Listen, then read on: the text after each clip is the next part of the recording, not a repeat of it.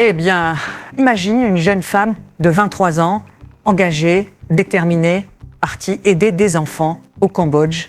Un footing, et puis plus rien, disparue le 2 août, retrouvée morte le 4 août, aucune trace de violence. Pourtant, un trou béant dans les certitudes. Tu crois connaître la suite? Attends la suite. Lisa Girard-Fabre, étudiante à Sciences Po Bordeaux, originaire du Tarn, volontaire depuis 2024 pour l'ONG, pour un sourire d'enfant à Phnom Penh. Le 3 août, elle voulait participer au semi-marathon d'Angkor, donner du sens à son expérience, récolter des fonds. Le 2 août au matin, vers 7 heures, elle parcourir seule autour de Siem Reap. Puis silence, radio, disparition confirmée dès le samedi matin. 2 témoins la voient passer devant un café à 7 heures. Puis vers 7h50, près du temple, Tassom. Les recherches sont immédiates, menées par des amis et autorités locales. Son corps est retrouvé lundi matin, 4 août, dans un canal asséché en périphérie de Siem Reap. Aucune blessure ni violence, téléphone et vêtements intacts sur place. Un fait brut, glaçant, mais reste un mystère.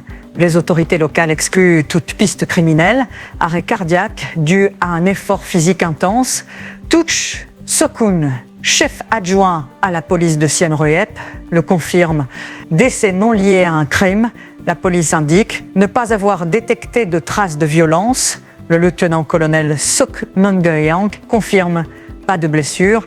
Affaire personnelle retrouvée. Pourtant, la famille conteste cette version. Ils estiment qu'elle ne courait pas seule, mais avec un groupe, et que son état retrouvé était en mauvais état avant autopsie. La tension monte. Engagement humanitaire contre drame personnel, contraste.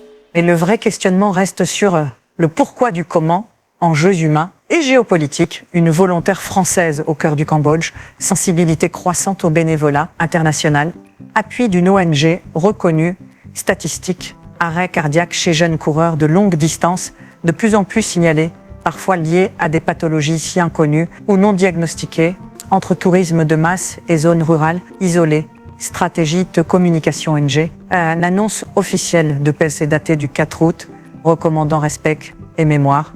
Zone d'ombre, pas de publication publique du rapport officiel d'autopsie familiale, scepticisme, contradiction possible. Question clé, pourquoi un arrêt cardiaque sur un footing matinal?